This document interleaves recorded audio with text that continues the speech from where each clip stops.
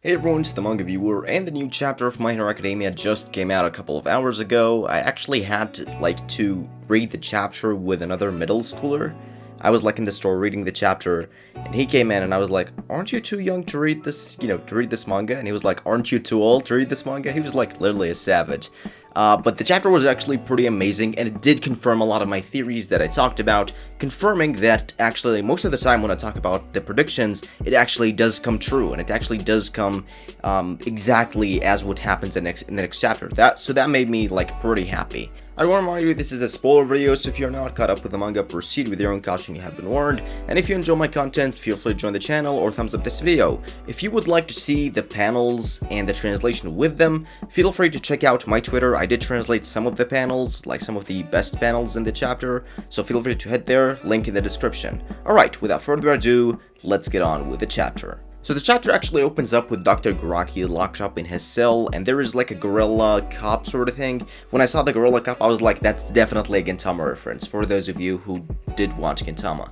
Anyway, so he's locked up, and he's kind of talking his heart out, and he's talking about his emotions, and he said, All for One did indeed, try to take the children, the young children who have impressive quirks, so that he can plant them as seeds so that he can replace them in the future. And one of those kids was actually Toya. We then cut back to Toya and Shoto in a panel confronting each other, and then we cut back seeing Toya kind of burning in the woods without anyone surrounding him. He's basically burning in the same mountain that he did kind of perform the Hell Flash Fire Fest that he did, and he's basically talking with himself hey, I don't want to die, I want to prove to Endeavor, my dad, that I'm strong, I can handle it and all of that. And basically there is no one there. Suddenly a man comes in with a hat and a suit, and we all know who that is. Even the panel says, the kanji literally says All for One. So that was pretty crazy, and it turns out to be All for One. He basically emerges from the flames, he comes up, and props to All for One, he just walked through blue flames like nothing. In the next page we basically see Toya kind of waking up from his bed, and in sort of a mysterious, facility or something. And that facility appears to be kind of a young school sort of thing, because it's kind of decorated with all those nice, children decorations and all of that to make it suitable for children to study or be there.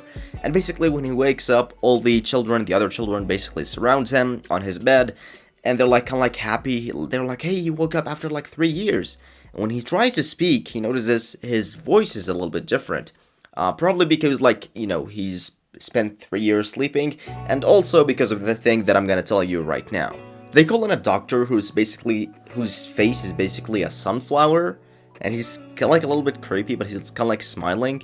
And basically Toya tells him hey man, I need to go to my family, I need to apologize to my family. But the sunflower person tells him no can do, I can't do that, but you have to stay here with your new family now.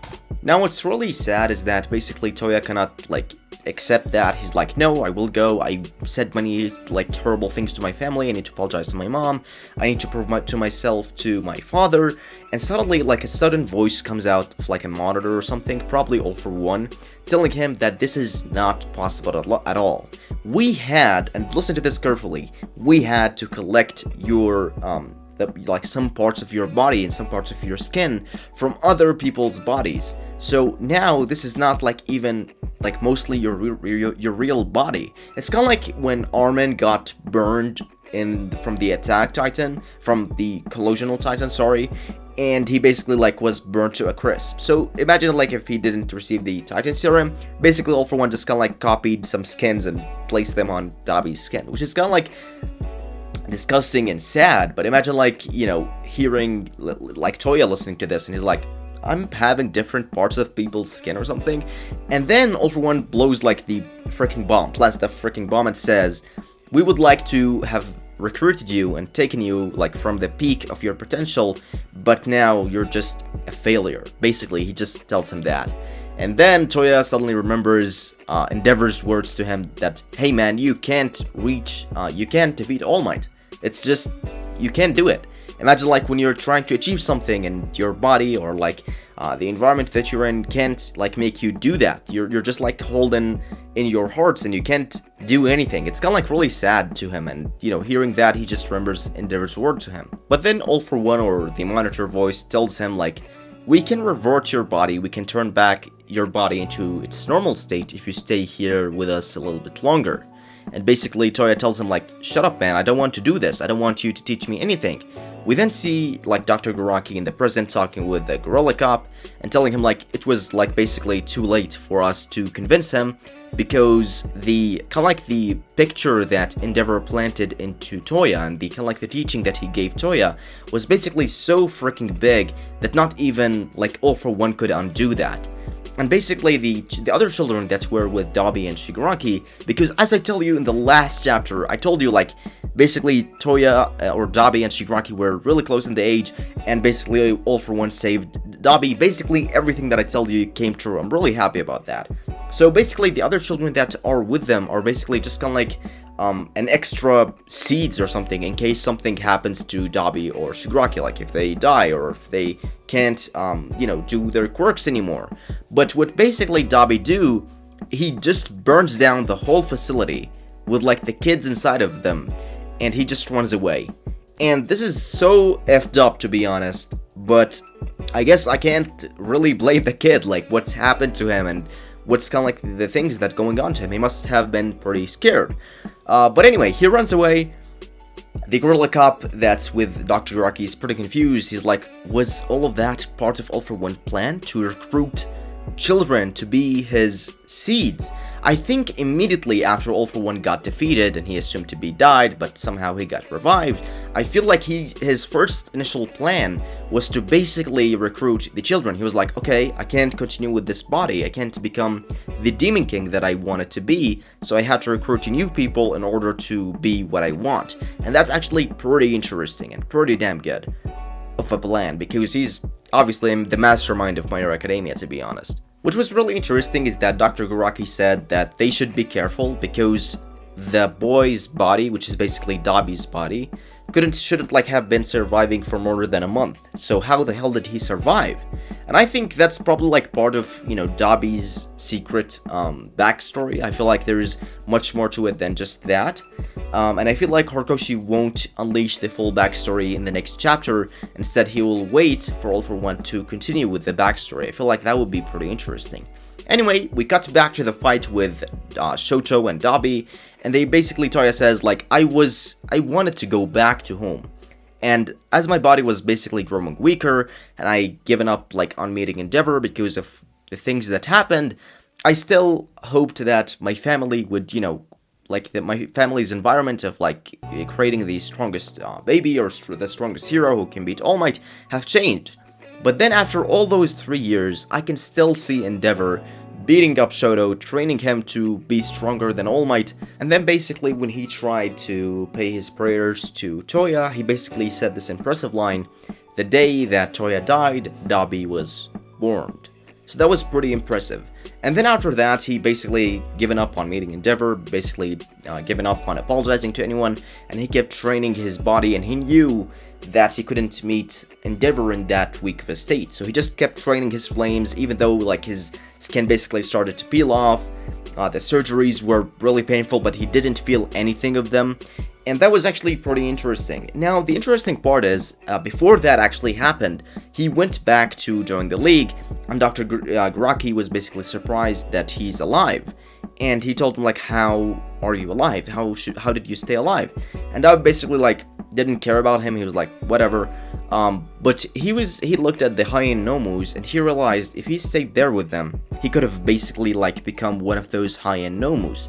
So that confirms that the high-end Nomus that we see, and probably like the Nomus in general that we see, are not just the people that, All for One took their quirks or like replaced their quirks or anything. They are basically the children that were in this facility. So not only he just given up on making them their seeds, he also made them the high-end Nomus. So probably All for One plan went like this. He basically recruited or took all those children for this facility to make them his replacement. When he found Shigaraki and Dabi, and found like Shigaraki is the perfect candidate, he just kept training him and giving up on the other children and made them high-end Nomus to grow up his army and make himself stronger. And that basically confirms when he went toe-to-toe with the high-end Nomus in the USJ arc, and he basically kind of like went past his limit to, you know, kind of like defeat him. So that's actually pretty impressive of a plan to All for One. Anyway, going back to the chapter, the doctor then says basically the fire is the source of life and the birth and all of that, but Dabi's flames is the source of death and extraction. And what's really interesting is that Dr. Garaki says that's not compatible, or that's not the same motivation for All for One, who just wants to live longer. And that's the next panel actually shows a pretty interesting thing. Dabi melts the statue, or like the top of the statue of All Might, because remember, Dabi also kind of like hates All Might in some sort of way, because he was basically trained to defeat All Might, or like to be stronger than All Might. So actually he does have some hatred for All Might too, and that's really interesting. And basically what's happened next is that basically the Todoroki brothers kind of like unleash Hellfest of Flame, the kind of like the Flash Fire Fest that Endeavor have, and basically Dabi tells him, I will destroy everything that Endeavor likes, or everything that Endeavor loves or protects. And basically Todoroki replies to him, my stupid big brother, like hell I will let you do that. And that's actually pretty interesting of a way to end the chapter. It's basically kind of like making the cliffhanger of Dabi facing against Shoto. The next chapter I feel like will definitely go to All for One and just focus on that moment. And probably, as I told you, All for One will tell Endeavor that, hey man, I'm actually the one that saved your son, so you are nobody, I'm his real father, or something like that. He'll just basically kind of like toy with his emotions. And I feel like that would be pretty interesting. Also, he might reveal also the past of Hawks, or like something along the way of like something about the Hawks' parents, or something like that. I feel like Hawks will be involved in some sort of way, because remember, Dabi was basically with Hawks, or like they met in some sort of way. So I feel like, this is my theory, and basically trust this when I say it, Dabi survived because he basically trained with the Facility of Heroes or something. And I feel like they kind of like applied some surgeries on him, and kind of like made him, you know, last all this long because of the way they trained him and the way they treated him. So I feel like that's why he lasted all this time until he decided to join the League of Villains and, you know, become basically part of the Symbol of Evil army. So I feel like that's pretty interesting, and I feel like that's definitely the theory of what happened to Dabi and how he lasted all this long. Anyway, this is the full chapter. I hope you guys have enjoyed it. What do you think is going to happen in the next chapter? If you have any other theories, feel free to drop them down below. I'll be talking about what will happen in the next chapter in probably like Wednesday or something. We'll see how it goes, since there is no chapter next week. There is a break, so that's kind of sad, but we also want to give our creator, Hiroko-sensei, the rest he needs. Anyway, I hope you guys have enjoyed this video. Thank you guys so much for watching. I have been the manga viewer, and I will see you all next time. Johnny!